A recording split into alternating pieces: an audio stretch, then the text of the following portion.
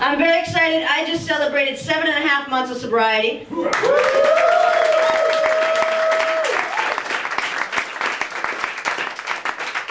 Y'all should be clapping because I'm no longer drunk driving on the road with you.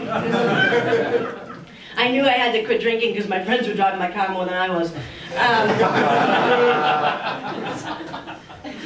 You ever done this? Like, you ever been so shit-faced when you've been driving home that you have to drive home one eye? Right? Right? Because it's safer than using both of them? I woke up one morning and I was like, it was one of those mornings I was like, holy shit, how the fuck did I get home, right? And I looked out in the driveway and I had backed in the driveway because apparently I was that cocky the night before, right? And then I was thinking, I'm like, well, how the hell, what did that look like, right? Like backing in the driveway the night before?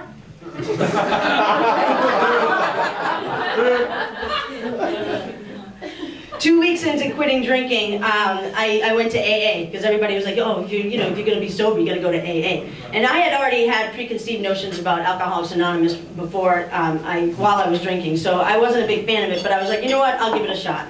So I went to my first AA meeting, and it was a big, huge room, and packed, right, like this, and I was nervous. So I snuck in the back, and I figured I'll sit in the back and I'll just observe for the night, you know?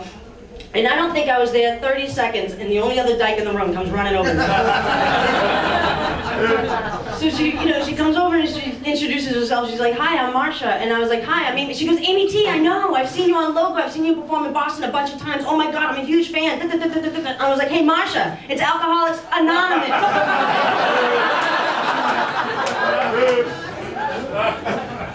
Anonymous. So Marsha's going to be my little sponsor friend for the day, right? So she sits down next to me during the meeting and she's like, you know, if you're serious about your sobriety, you got to have the book. You know, there's a book? And I was like, no, I don't read. And she's like, oh, yeah. So Marsha goes and gets me this book that's this fucking thick with no pictures.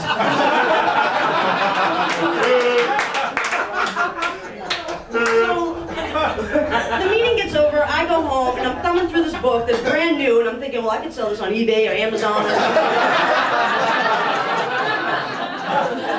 So I noticed that she writes her name and number on the inside cover, and it was nice of her to give me the book. So I text messaged her, I was like, hey, it was great to meet you, thanks for the book, you know, have a great night. So then she texts me back, she's like, hey, you know, it was great to meet you too, I'd love to go out for coffee with you sometime, I'd love to hear your story, blah, blah, blah, blah.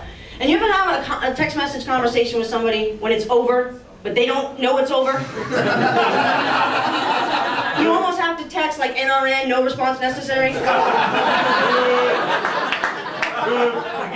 That's Marsha. Marsha didn't know the conversation was over. So like 10, 15 text messages later, right? Finally, it was like 11:30 at night. I was like, good night, Marsha. You know what I mean? Like, let it go. So first thing the next morning, she sends me a text message. She's like, good morning. How are you today? How's your sobriety? Don't forget, you can't use mouthwash because that has alcohol in it. And seriously, I couldn't have a mouthwash, I couldn't have ice cream because one of my favorite flavors is Kahlua chip, and I'm like,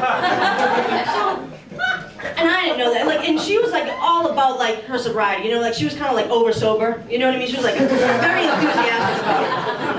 And so she, like for a week, she sent me like 10, 15 text messages a day. And one day she just caught me in a bad mood, and I just sent her a text message back one day. I was like, hey Marsha, if you want to help me with my sobriety, you're gonna leave me the fuck alone because you're driving me to drink.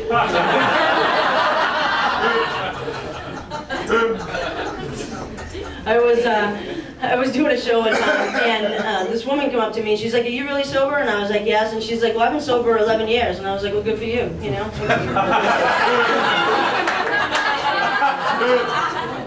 I really don't care, because it doesn't affect my life in one way whatsoever, you know? And that's how I feel about AA. All right, I'll go on a bit AA for 1 second. That's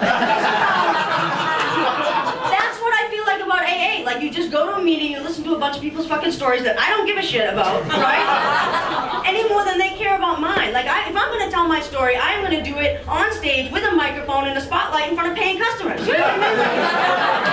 Yeah. So, anyway, so the woman says to me, she goes, well, are you a friend of Bill's? And I was like, no, who's that? And she's like, oh, never mind. And I was like, all right. So we're talking a little bit more, and she's like talking about my act, and I was like, yeah, everything that you heard is absolutely true on stage. She goes, well, that's why I asked if you were a friend of Bill's. I'm like, who is he? Now I want to know him, right? Like, he sounds like a cool guy. And she starts laughing. She goes, no, friend of Bill is like code for asking somebody if they're in the program. I said, oh. I said, let me just tell you, you don't ever give somebody that makes a living with a microphone a secret.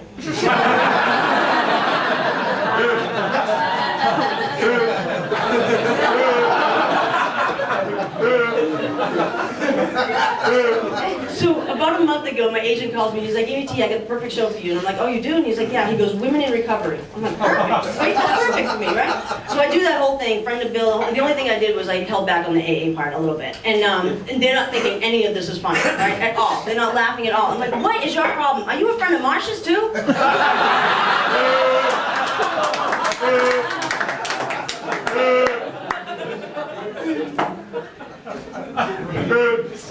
You guys want some gossip? I'll give you some gossip. Yeah, this is the best gossip ever. I was just diagnosed bipolar. Fucking awesome! And bipolar is like the new black, I swear to God. It is so awesome. Seriously, because like, you think about it, you people will be like in general conversation, be like, oh, my ADD kicked in. Well, see, someone with bipolar will cut you.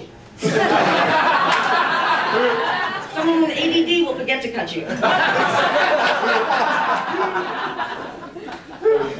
But it was good. It was good. I'm glad I was just diagnosed with it because I went batshit crazy this summer, like wicked batshit. Like I had thoughts of suicide, and I had attempted suicide and stuff. And I remember when I was thinking about like how I can do it. I'm like, well, I know I can't drown because I hate to swim, and I know like I can't slip my wrist because on one wrist I had the Buddhist lotus flower, and that's not good. And then that would be really bad. And then on my other arm I have the Chinese symbols for long life, and that's kind of redundant.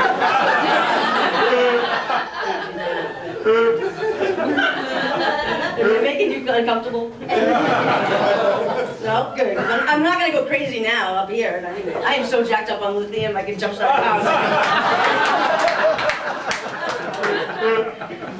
But all of this, like since all of this, like I realized like the importance of, you know, the gift of bipolar is it is the fucking greatest thing ever. I use it for everything. Honest to God, everything. Somebody would be like, hey, Amy T, can you help me move this weekend?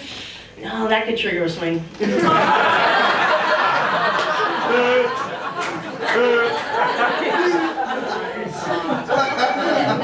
And then they sprinkled in a little bit of borderline personality disorder, so now I just fuck with everybody, right? Because Jim was back there and he was like, Amy. I'm like, Amy who? Oh, and I'm single again. You believe that?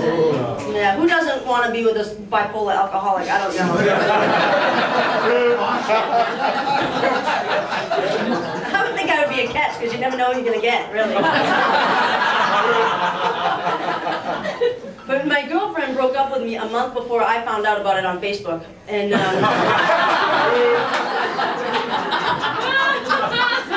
I love Facebook for like my social networking, for like my shows and stuff, but I hate it for my personal life because my ex-girlfriend and I were kind of a public couple. And I bumped into somebody in Provincetown when I was working there for Women's Week, and they're like, how's so-and-so doing? And I was like, you know what, we're not together anymore. They're like, oh, I didn't see that on Facebook.